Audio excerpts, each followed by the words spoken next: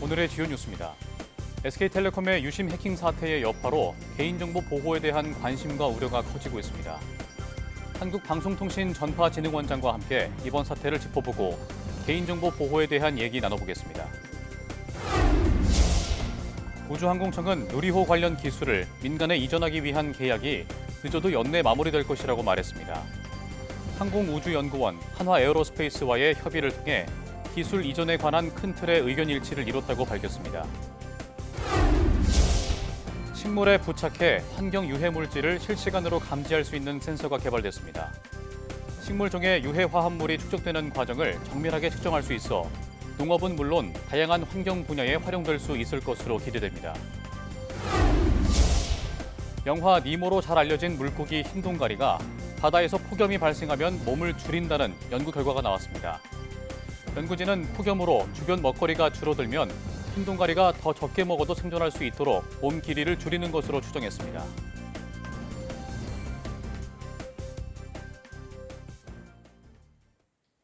여러분 안녕하십니까? 사이언스 투데이 시작합니다. 우주항공청은 누리호 관련 기술을 한화에어로스페이스에 이전하기 위한 계약이 늦어도 연내 마무리될 것이라고 밝혔습니다. 우주청은 개청 1주년 기자간담회에서 개청 이후부터 항공우주연구원, 한화에어로스페이스와의 협의를 통해 누리호 기술 이전에 관한 큰 틀의 의견 일치를 이뤘다고 밝혔습니다. 그러면서 기술 이전 협상이 늦어도 올해 안에는 종료될 것이라고 예상했습니다. 우주청은 또 미국의 화성 탐사 프로젝트와 관련해 곧 화성 태스크포스를 출범시켜 사업에 참여할 기회를 모색하겠다고 설명했습니다. 유상임 과학기술정보통신부 장관은 내년에는 올해보다 기술 개발 투자를 더 늘리고 국가 전략 기술을 집중적으로 지원할 계획이라고 말했습니다. 유 장관은 카이스트 학술문화관에서 열린 국가 전략기술 혁신 포럼에서 미래 기술 양성의 중요성을 강조하며 이같이 말했습니다. 참가자들은 한국형 AI 반도체 산업 육성을 강조하면서 지능형 CCTV와 AI 디지털 교과서 등 일상 전반에서 공공 수요를 창출해 대규모 시장 수요를 확보하는 게 중요하다고 언급했습니다. 또 미국과의 공동 연구개발 시스템을 구축해 기술 생산성을 높이고 인적 교류를 늘려나가야 한다는 제언도 나왔습니다. 식물에 부착해 환경 유해 물질을 실시간으로 감지할 수 있는 센서가 개발됐습니다. 국가독성과학연구소 정성미 박사 연구팀은 산화철 나노튜브나 탄소 나노튜브 나노리본을 결합한 하이브리드 촉매를 활용해 기존 대비 전기 촉매 활성을 5배 높인 식물용 센서를 개발했다고 밝혔습니다. 연구팀은 이 센서를 통해 수질 오염과 생물학적 피해를 일으킬 수 있는 6ppd 물질을 실시간으로 확인할 수 있다고 설명했습니다. 이에 따라 식물종의 유해 화합물이 축적되는 과정을 정밀하게 측정할 수 있어 농업은 물론 다양한 환경 분야에 활용될 수 있다고 덧붙였습니다. 5월 23일은 비영리 거북이 보호 단체가 제정한 세계 거북이의 날입니다. 무분별한 포획 등으로 사라져가는 거북이를 보호하자는 취지에서 기념일로 지정됐는데요. 하지만 바다 거북은 기후 위기와 해양 쓰레기 때문에 생존 위기를 겪고 있습니다. 고재영 기자가 취재했습니다.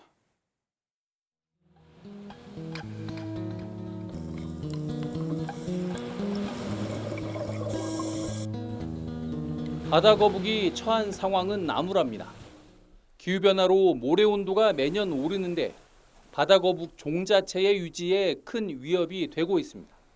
최근에 수온과 이제 해변의 모래 온도가 상승하면서 대부분 앙컷만 나오고 있습니다. 실제로 미국과 호주에서 연구 결과 대부분 다 99% 이상이 이제 앙컷만 나오고 있는데요. 이러다 보면 결국 이제 나중에 멸종의 길을 걷게 되는 것이죠. 또 해수면 상승으로 둥지가 침수되거나 사라지면서 바다 거북은 생존 위기에 몰렸습니다. 제주는 기후변화에 따른 해수면 상승으로 해안 침식이 심각한 상황인데요. 이곳 중문해수욕장 역시 우려스러운 상황입니다. 중문해수욕장도 한때 바다 거북이 산란했었지만 지난 2007년 이후 더는 그 모습을 볼 수 없습니다. 더 즉각적인 위협은 해양 쓰레기입니다. 폐기물에 얽혀 죽거나 플라스틱을 먹이로 착각해 먹은 뒤 폐사하는 경우도 많습니다. 제주 주변에서만 매년 죽은 바다거북 30마리가량이 발견됩니다. 바다 거북들이 바라보는 관점에선 부호초로 착각해가지고 그 먹이 활동을 하다가 그물에서 감겨서 죽는 경우가 많고, 연안에서 또 다른 거북들이 그 그물에 걸려서 연쇄적으로 세계 거북이의 날을 맞아 멸종 위기종인 바다거북의 생존을 위협하는 기후위기와 해양 쓰레기 문제에 발빠른 대응이 필요합니다. YTN 고재영입니다.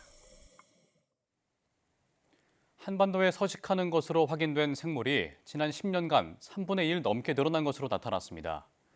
국가생물종 목록에 등재된 생물은 지난해 6만 1,230종으로 2015년보다 35% 증가했습니다. 다만 등재 생물이 늘었다고 해서 생물 다양성이 증진됐다고 보긴 어렵고, 함께 사는지 몰랐던 생물을 추가로 발견한 것으로 이해해야 합니다. 멸종위기 야생생물은 2015년보다 36종 늘어 지난해 282종이 됐고, 생태계 교란생물은 지난해 40분류군으로 2015년 18분류군보다 2배 넘게 증가했습니다. 또 국내 습지보호지역은 지난해 1,750제곱킬로미터로 2015년 356제곱킬로미터보다 5배 가까이 넓어진 것으로 파악됐습니다. 영화 니모로 잘 알려진 물고기 흰동가리가 바다에서 폭염이 발생하면 몸을 줄인다는 연구 결과가 나왔습니다. 영국 뉴캐슬대 연구진은 5개월 동안 파푸아뉴기니 해역에 서식하는 흰동가리 134마리의 몸 길이를 매달 측정하고 4일에서 6일 간격으로 수온을 관찰한 결과 흰동가리가 폭염 때 몸 길이를 줄인다는 사실을 확인했다고 밝혔습니다. 연구진은 폭염으로 주변 먹거리가 줄어들면 흰동가리가 더 적게 먹어도 생존할 수 있도록 몸 길이를 줄이는 것으로 추정했습니다. 일본 수도권을 비롯해 곳곳에서 30도 안팎을 넘나들며 7월 하순에 가까운 무더위가 이어지고 있습니다. 80대 남성이 열사병으로 쓰러져 숨지는 등 열사병 환자들도 속출하고 있습니다. 도쿄에서 김세호 특파원의 보도입니다. 야마나시현이 최고 34.2도를 기록한 데 이어 기후현 일부 지역은 35도를 넘었습니다. 7월 하순에 해당하는 무더위입니다. 今から思いやられますね。暑いですね。林業やってるんで、まあ余裕は余裕です。 일본 전국 각지에서 30도 이상의 기온이 관측된 곳은 201곳에 이릅니다. 도쿄 도심부도 처음으로 30도를 넘었습니다. 야외 활동을 하는 어린이, 노약자들은 무엇보다 열사병의 비상이 걸렸습니다. なんか子供が熱中症とかにならないかなって心配になります。 도쿄 도내에서만 하루 사이 열사병 환자가 25명을 기록했는데 아이치현에서는 80대 남성이 열사병으로 쓰러져 숨졌습니다. 일본에서는 재작년 열사병 사망자가 1,651명에 이르는 등 근래 들어 한 해 열사병 사망자가 1,000명을 넘어서고 있습니다. 도쿄도는 이번 여름에 한해 수도요금의 기본료를 면제하기로 했습니다. 도쿄도 내 일반 가정 800만 세대가 대상으로 세대별 5,000엔, 우리 돈 4만 8천 원가량 부담을 줄이겠다는 방침입니다. この夏に限りまして臨時的な特別措置といたしまして水道料金この基本料金を無償にする 수도 요금 부담을 줄여서 에어컨을 더 자주 쓸 수 있도록 하기 위해서입니다. 앞으로 더욱 광범위한 지역에서 무더위가 기세를 올릴 것으로 보이는 만큼 일본 정부도 피해 예방에 촉각을 곤두세우고 있습니다. 도쿄에서 YTN 김세호입니다. 국내 연구진이 나노미터 크기의 초미세 메타 원자로 구성된 얇은 인공 구조물인 메타 표면에 최대 36개의 고화질 이미지를 구현할 수 있는 기술을 개발했습니다. 포스텍 기계화공-전자-융합대학원 노준석 교수 연구팀은 단단하면서도 빛 투과율이 높은 실리콘 질화물을 활용해 원자 크기 수준의 메타 원자 기둥을 제작하고 이를 통해 메타 표면에서 빛을 정밀하게 제어하는 기술을 개발했다고 밝혔습니다. 연구팀은 빛의 색과 회전 방향에 따라 서로 다른 이미지를 구성해 기존 홀로그램 기술의 한계를 극복하고 나노 기둥 구조와 잡음 억제 알고리즘을 통해 빛을 정밀하게 제어하며 이미지 간섭도 최소화했다고 설명했습니다. 연구팀은 이번 기술이 낮은 노이즈와 높은 이미지 품질을 동시에 적용한 첫 사례라며 향후 초고용량 광데이터 저장과 암호화, 다중 디스플레이 등 다양한 분야에 활용될 수 있을 것이라고 덧붙였습니다. 올해 1월부터 4월까지 SKT 해킹 사건 등을 포함해 국내에서 유출된 개인정보 규모가 지난해보다 3배 가까이 증가한 것으로 나타났습니다. 개인정보보호위원회가 내놓은 개인정보 유출 분석 결과를 보면 올해 1월부터 4월까지 SKT 유출 사고 약 2,500만 건을 포함해 3,600만 건으로 집계됐습니다. 이는 지난해 1,377만 건보다 3배가량 늘어난 것으로 올해 신고된 유출 사고 307건의 원인을 보면 해킹이 56%로 나타났고 업무 과실과 시스템 오류 등이 뒤를 이었습니다. 해킹당한 기관을 구분해보면 공공기관 104건, 민간기관이 203건이었습니다.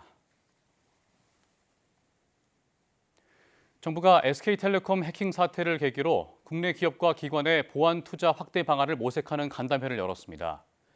과학기술정보통신부는 국내 주요 보안 기업 관계자와 각 기업의 최고 정보보호 책임자, 학계 전문가들과 함께 해외 선진국 수준으로 정보보호 투자 확대가 필요하다는 데 의견을 모았습니다. 아울러 보안 투자 확대가 국내 보안업계의 동반 성장으로 이어질 수 있는 방안도 함께 논의했습니다.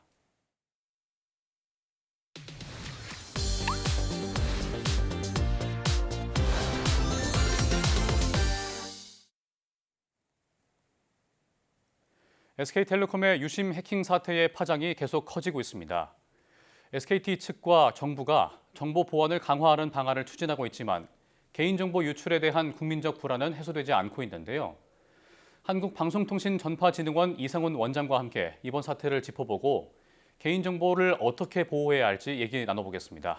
원장님 안녕하십니까? 네, 안녕하십니까? 네. 이번 유심 해킹 사태를 계기로 많은 분들이 유심에 대한 관심을 갖고 계신데요. 정말 많은 또 중요한 정보들이 담겨져 있고 또 해킹에 취약하다는 것도 알게 되면서 우려가 점점 더 커지고 있는 것 같습니다. 네, 그렇습니다. 이번 사태를 계기로 우리 많은 분들, 국민들이 유심이 뭔지 또 어떤 역할을 하는지 궁금해하실 것 같습니다. 이 유심이라는 것은 우리 통신 전화 단말기에 장착되어서 해당 통신사의 가입자를 식별하는 그런 인증 칩을 얘기하는 것입니다. 유심에는 뭐 주민등록번호라든가 또는 계좌번호 같은 그런 민감한 정보가 담겨 있지는 않지만 이 통신사 서버에 접속하는 데 있어서 필요한 그런 가입자 인증 키, 그다음에 가입자의 어떤 식별 번호가 담겨 있습니다. 따라서 게다가 사용자가 또 직접 그 단말기에 저장한 전화번호, 연락처도 일부 담겨 있을 수 있습니다. 유심의 정보만으로는 복제폰을 바로 만들기는 거의 어렵다고 보여집니다. 하지만 단말기의 그 고유 식별번호까지 만약에 유출된다면 복제 가능성은 좀 더 커지지 않을까 그렇게 우려되고 있고요. 예.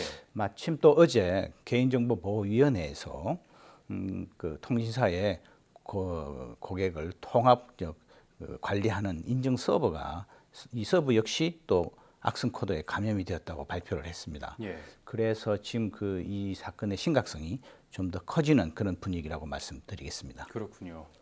그러니까 현재 유심 해킹에 대한 조사가 진행 중이고 또 보안에 대한 대책도 마련을 하고 있는데요.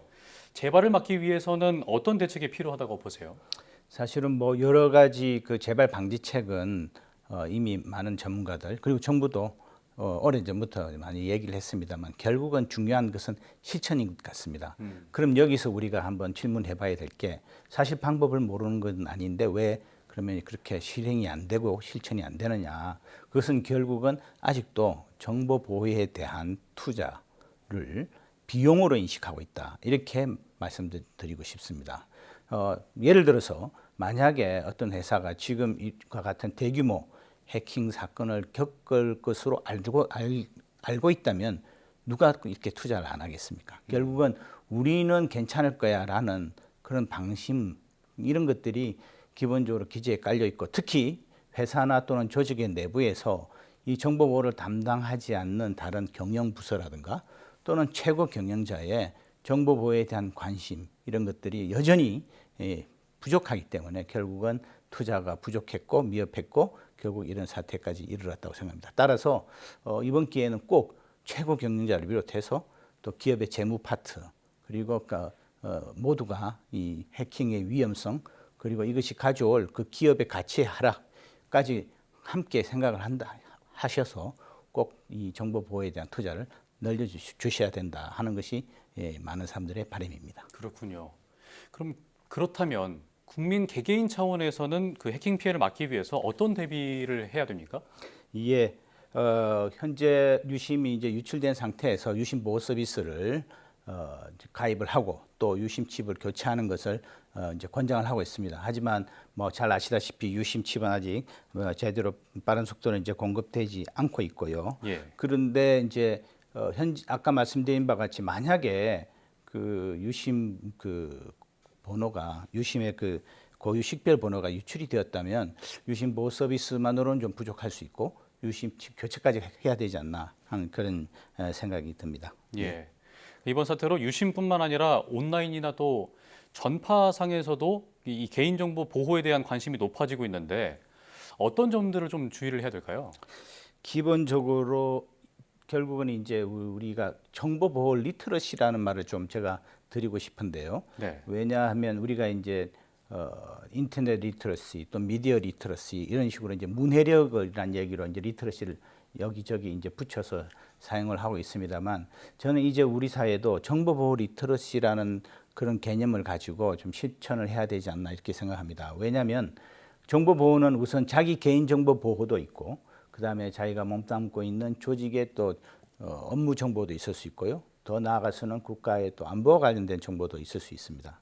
그렇다면 이 정보 보호 리터러시는 그 대상자가 어떤 특정 분야, 특정 연령이나 세대의 문제가 아니고 모든 국민 그리고 모든 개인의 그 정보 보호와 관련된 것이기 때문에 이런 부분에 대해서 좀 더 지식을 더 넓히고 그 다음에 또 실제 생활에서 지켜야 할 보안 수칙들을 잘 설정을 하고 정기적으로 점검을 하고 또 더 나아가서 또 계속 확인을 하는 이런 것이 습관화되는 게 필요할 것 같습니다. 예.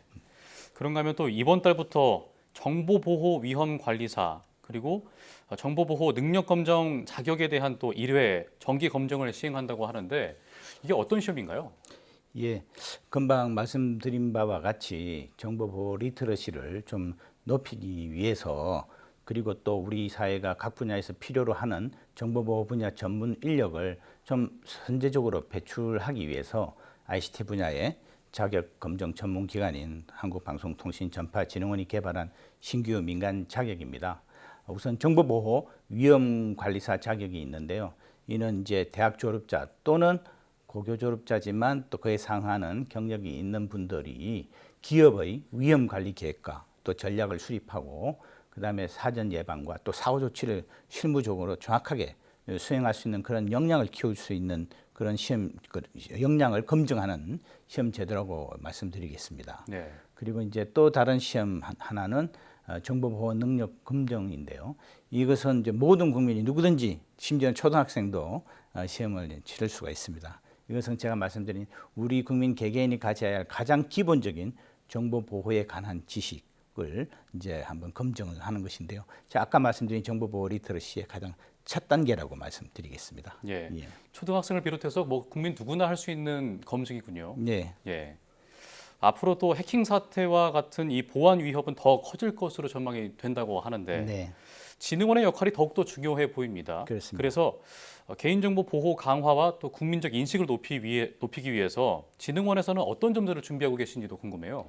저희는 뭐 기본적으로 방송, 통신, 전파 분야에서의 정보 보호와 관련된 그런 여러 가지 노력들을 하고 있습니다만 이제 최근에는 지금 한참 좀 사람들께 많은 분들이 관심을 가지고 있는 양자 컴퓨터 또 양자 네트워킹 기술에 대해서 저희들이 이것을 실제로 업무에 좀 적용을 하기 위한 시범 사업을 저희가 올해 이제 시작하게 되었습니다. 예. 그래서 올해 이제 이 공공기관 최초로 선정이 되어서 연내에 저희 업무적으로 중요한 그 네트워크를 전환을 해서 양자 기술을 통해서 완벽하게 그 저희 양자 컴퓨터를 적용하는 그 분야에 대해서는 완벽하게 좀 보안 수준을 높이려고 이렇게 지금 테스트를 할 예정입니다. 예. 네. 네, 지금까지 한국방송통신전파진흥원 이상훈 원장과 함께 이야기 나눠봤습니다. 오늘 말씀 고맙습니다. 네, 감사합니다.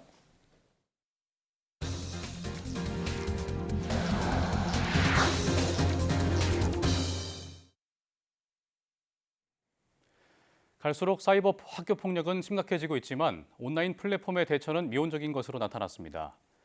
학교 폭력 예방 전문기관 푸른나무 재단이 전국 초중 고교생 12,000여 명, 학부모 520명을 대상으로 조사한 결과 전체 학생의 3.1%가 학교 폭력 피해를 봤다고 답했습니다. 피해 유형별로는 언어 폭력이 28%로 가장 많았고 사이버 폭력이 17%, 따돌림이 15.8%, 신체 폭력 11.9%, 성폭력 9.6% 순이었습니다. 성폭력 피해 비율은 3년 사이 6배 넘게 늘어난 가운데 사이버 성폭력의 경우 딥페이크 피해가 24.7%를 차지했습니다. 다음 달 21일 시행되는 간호법에 따라 진료 지원 PA 간호사가 합법적으로 의사 업무 일부를 할 수 있게 됩니다. PA 간호사가 위임받아 할 수 있는 의료 행위는 모두 45개로 골수, 복수천자, 피부봉합, 흉관삽입 및 흉수천자 보조, 진단서 초안 작성 등입니다. PA 간호사는 의료법상 별도 규정이 없어 사실상 불법 업무를 해왔는데 간호법 시행에 따라 합법적인 의료 행위가 가능해졌습니다. PA 간호사는 간호법에 따른 자격을 보유한 전문 간호사와 3년 이상의 임상 경력을 보유하고 교육을 이수한 전담 간호사를 말합니다. 택배 없는 날로 지정됐던 지난 대선과 달리 이번 대선에는 대부분 업체가 정상 운영할 것으로 보입니다. 택배 노동자들은 대선일에 쉬지 않으면 투표 참여가 어렵다며 당일을 택배 없는 날로 지정해달라고 나섰는데 참정권 사각지대를 줄여가기 위한 고민이 필요해 보입니다. 배민혁 기자가 보도합니다. 택배일을 시작한 지 3년 된 이규런 씨는 새벽 6시부터 저녁 늦게까지 하루에 많게는 400개가 넘는 택배를 배송합니다. 지난번 대선일에는 업체가 휴무일로 지정해 투표장에 나갈 수 있었는데 이번에는 어려울 것 같습니다. 그래도 원래 공휴일들 이런 날은 쉬는데 저희 택배사에서 이제 6월 3일 날 정상 업무를 해야 될 것 같다고. 지난 2022년 대선과 지난해 총선 때는 쿠팡을 제외한 대부분의 택배 업체가 쉬었지만 이번에는 주요 택배, 물류업체들이 대선일 정상 운영을 결정했거나 정상 운영을 검토하고 있습니다. 이런 상황에 택배 노동자들이 업체들을 향해 대선일을 택배 없는 날로 지정해 참정권을 보장해달라고 목소리를 높였습니다. 택배 없는 날, 그것은 우리에게 쉼 그 이상이었습니다. 21대 대통령 선거일을 택배 없는 날로 지정해 주십시오. 업체들은 당일을 휴무일로 지정하지 않더라도 택배 노동자 대부분이 개인 사업자인 특수고용직이라 자율적으로 쉴 수 있다고 설명합니다. 하지만 노동자들은 직접 업무를 대신할 사람을 구해야 하거나 그렇지 않으면 하루 동안 물량이 쌓이는 만큼 사실상 쉬는 게 어렵다고 말합니다. 현행 공직선거법상 근로자의 투표 시간을 사업주가 보장하게끔 돼 있지만 특수고용직은 적용되지 않습니다. 사전투표 제도가 있지만 하루 배송량을 고려하면 이마저도 참여하기 쉽지 않은 상황입니다. 현행법상 택배 노동자들이 눈치 보지 않고 투표권을 행사하기 쉽지 않은 상황. 그렇다고 업체들의 휴무일 지정을 강제할 수도 없는 만큼 전문가들은 근본적인 제도 개선이 필요하다고 지적합니다. 사업장에서도 최대한 이런 참정권과 같은 기본권을 보장될 수 있도록 자체적으로 사규를 정비하고 근로자성을 인정해서 기본권적인 침해의 여지가 없을 수 있도록 제도 개선에 이런 것들이 좀 시급한 상황이라고 생각합니다. 대선을 앞두고 국민 기본권 가운데 하나인 참정권 사각지대를 줄여가기 위한 사회적 고민이 필요해 보입니다. YTN 배민혁입니다.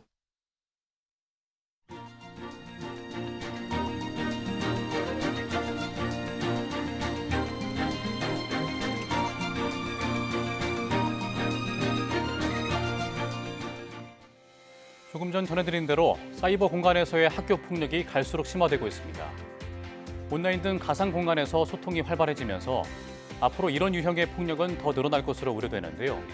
온라인 플랫폼은 물론 학교와 우리 모두의 관심과 적극적인 대처가 필요해 보입니다. 뉴스 마칩니다. 고맙습니다.